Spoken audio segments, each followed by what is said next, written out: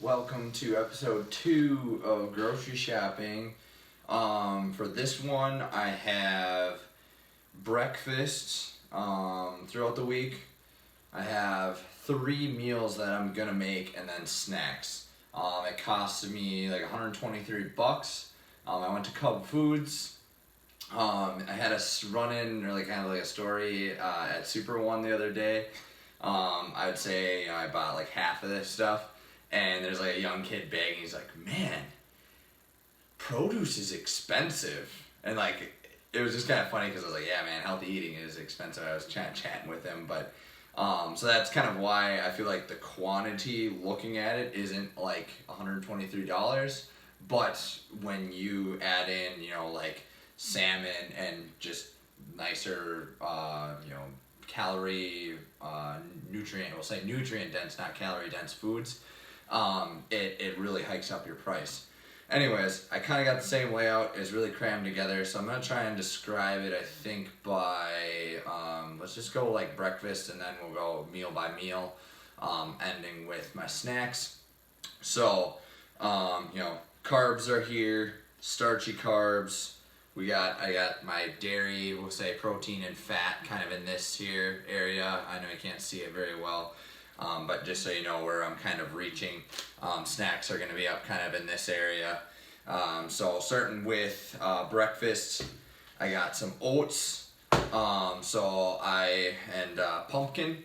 So pumpkin actually has surprisingly good macros. There's only 10 grams of carbs for a half a cup, 3.5 servings per container. So I do make 3 oatmeals with 1 can. And then I will mix it with either vanilla or chocolate protein powder. I'm going to be honest, vanilla is better. Maybe throw some nuts on there. That's kind of how I manipulate that one with the oats. As far as what I'm going to do this week, I might do some kale, depending on what there is left over from my meals.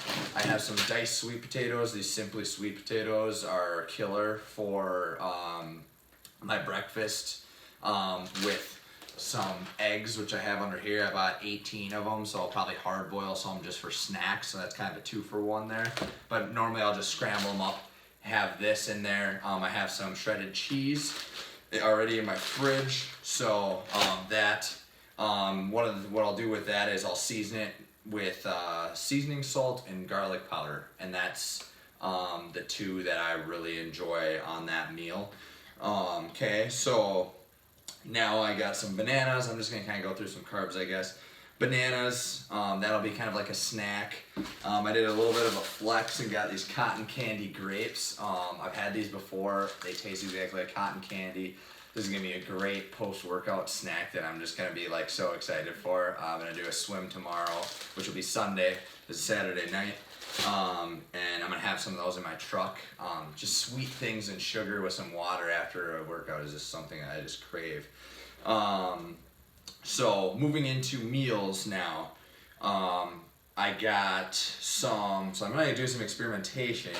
I got some red quinoa, suggested by one of my clients. It's got just hardly even better macros to mention, like a couple grams less carbs and 1 gram better protein.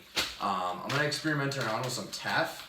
I might make this, it says like cereal on here, I've never had it before, so I might make this in place of oats one day with maybe some eggs or something. But that in the future might be what I do with like the side of salmon. And then I'm going to do some grilled corn. And so basically what meal this is going to be, I always do, is going to be a protein. So salmon this week, a starchy carb, quinoa usually, or brown rice, or a potato. And then some sort of, I know corn's a starchy carb, but I'll maybe make some carrots with it too. But some sort of vegetable, usually broccoli or something like that is kind of my main, broccoli and carrots. I'm pretty routine with those.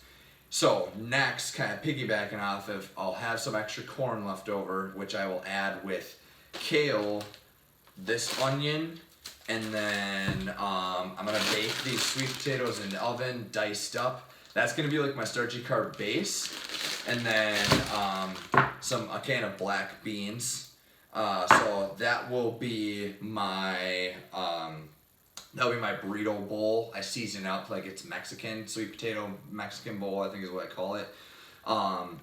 So traditionally I've made that so many different ways. Now I'm just kind of doing it meatless, and then I'll maybe have a protein shake later after that.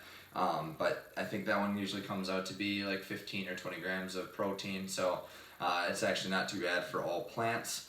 I will have salad in there. This week I decided to not go with chicken. I've been buying chicken, so I'm gonna make this one all plant-based. I have some craisins on the shelf. I bought some balsamic vinaigrette. So if you go with, this is Maple Grove Farms of Vermont, but basically this is like the little bit more expensive balsamic vinaigrette.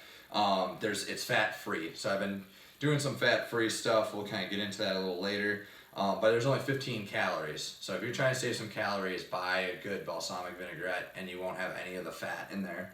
And this stuff is actually really good.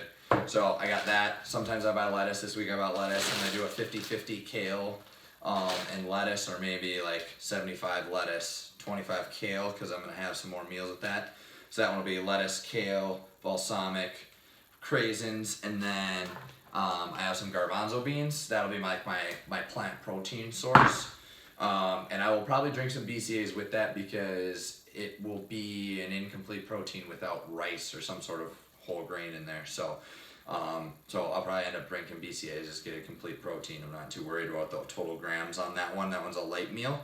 Light lunch, probably like my second lunch. I usually have 2 lunches, and then breakfast and dinner. And then I have 2 snacks somewhere in between second lunch and dinner, and breakfast and first lunch. So next meal we have, again, I'm going to use the kale, broccoli. I have some tofu in there. We're going to use either the teff or the quinoa, and then some black beans. So that one actually ends up to be a lot more protein, just because I got the tofu in there. I've kind of switched up, but between the tofu, the black beans, brown rice, kale, and even the quinoa, you get a pretty good pack of protein in there. So that one is one that I would suggest to guys trying to do some first off plant protein meals. And it's a good way to actually even get tofu in there. Just have an open mind to it. I just think it tastes like chicken. Honestly, it tastes like nothing. So what I season with that one is seasoning salt again, garlic powder again, maybe do some pepper. But honestly, I've just been doing those. I'm pretty basic with my seasonings. So that is meal 2. No, that was the third one. So gosh, it's hard to keep straight some of all these things. So it'll be the Mexican sweet potato bowl, the salmon, and then the we'll just call that the vegan bodybuilder meal is kind of what I'm calling it now, because it's in substitute for the chicken, broccoli, and rice that you hear so much about, which I totally was on that grind, been on that grind. I want to get into snacks before I hit the last little bit here. So I got some dried banana chips. I like these. They're kind of higher in calories. 40 grams is 200 calories. There's 27 grams of carbs, some extra sugars in there.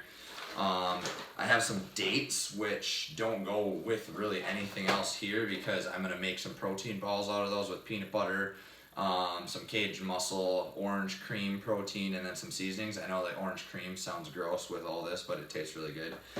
It's one of those weird, good tastes.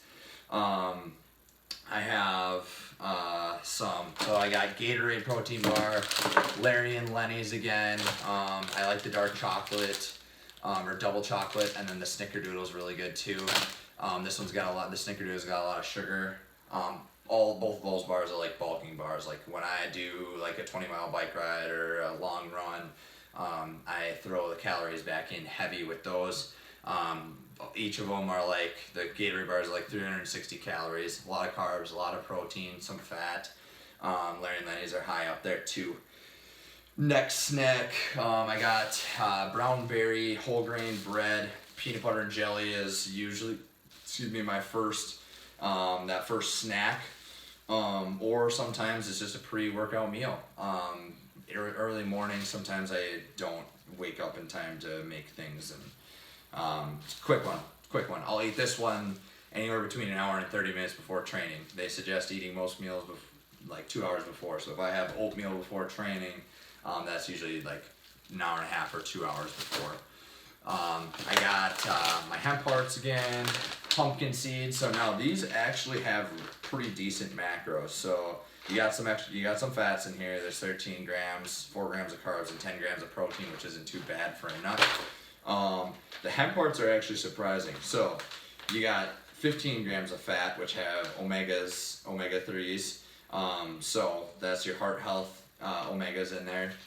And then 1 gram of carb and 10 grams of protein. So I'll throw this, and since I'm already getting the fats with the pumpkin seeds, I've been going non-fat Greek yogurt, and I always do Greek God. I'm addicted to this stuff. Throw some honey in there for some extra carbs.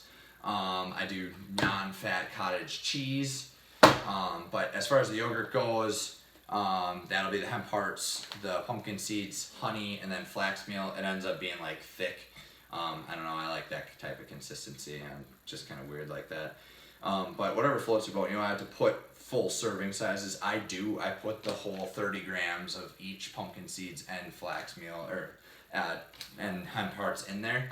But that's where my MyFitnessPal is so valuable, is you can adjust your macros and play with what works for you in there.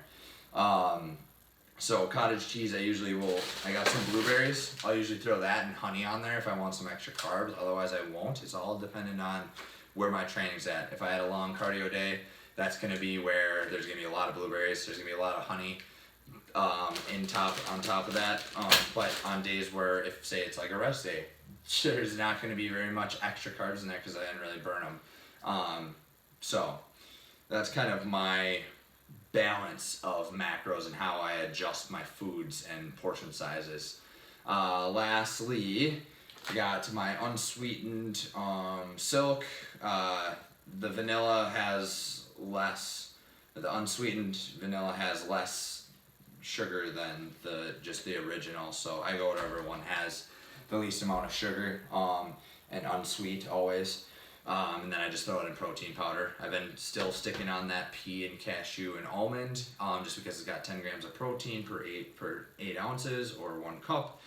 And then I've been 2 for 6 on these naked juices. I'm gonna be honest, this probably is not really that great for you. There's 0 grams of added sugar, but there's 47 sugars, mostly from mango puree, peach puree, pineapple juice. So it's not like your fresh fruit. So I don't know how much good it is, but 18 grams of protein. I drank these on the way home. So this is one where I got off work and I went grocery shopping. So I went hungry, but I didn't buy extra stuff. And I didn't even actually have a list for this. This is just kind of a general meal week for me. And I actually went pretty disciplined on myself because I've been a little bit disappointed in my food prep game. So I kind of said no extra meats and just kind of wanted to do a real basic kind of thing onto what I've been doing recently. So yeah, that is episode number 2. Hope you enjoyed, and we'll be back for another installment in the next week or so. We'll see you then. Thank you.